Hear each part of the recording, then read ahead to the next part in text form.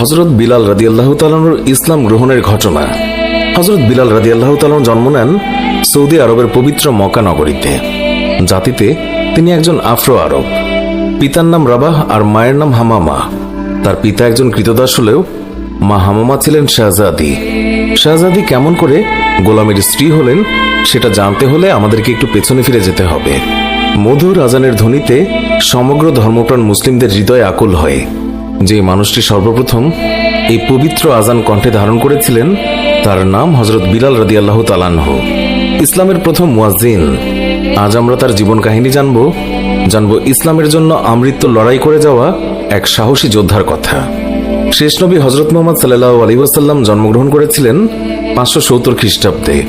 সেই বছরেই আবিসিনিয়ার বাদশা আব্রাহা তার বিরাট হস্তি বাহিনী নিয়ে পবিত্র মক্কা নগরী আক্রমণ করে।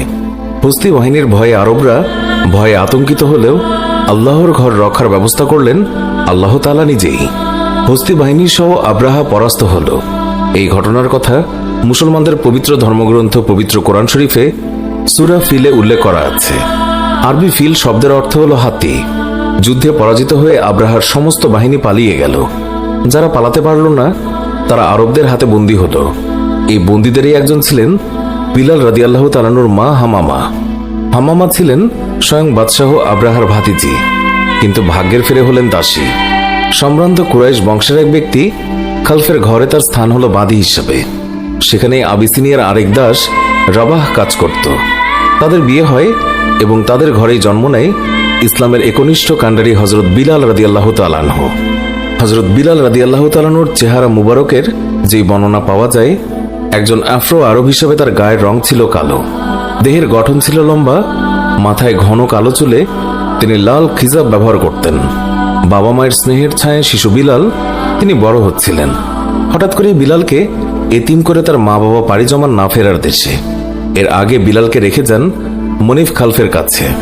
একজন কৃতদাসের ছেলে হিসেবে তাকেও কৃতদাস হতে হলো। বিলাল সেইভাবেই চলছিলেন। একদিন মারা গেলেন খালফ। মনিব হলেন খালফের পুত্র উমাইয়া। উমাইয়া ছিলেন নির্মম। বিলালের উপর নেমে আসলো এক অকথ্য নির্যাতন। কিশোর বিলালের কাজে এতটুকু ভুল ত্রুটি পেলেই তাকে অমানবিক নির্যাতন চালাতো উমাইয়া। জুলুম আর অত্যাচারের মাত্রা বেড়ে গেল আম্মারও। তারই মতো একজন হতভাগ্য কৃতদাস আম্মার পরে নবী সাল্লাল্লাহু আলাইহি ওয়াসাল্লামের সাহাবাদের একজন হয়ে ওঠেন এবং তার হাতে স্থাপিত হয় ইসলামের প্রথম মসজিদের ভিত্তিপ্রস্তর। আম্মারের কাছে বিলাল রাদিয়াল্লাহু তাআলা আনহু শুনলেন মহানবী সাল্লাল্লাহু আলাইহি ওয়াসাল্লামের নাম। দুজনেই সিদ্ধান্ত নিলেন ইসলাম গ্রহণ করবেন। একসময় সেটি করেও ফেললেন। বিলাল রাদিয়াল্লাহু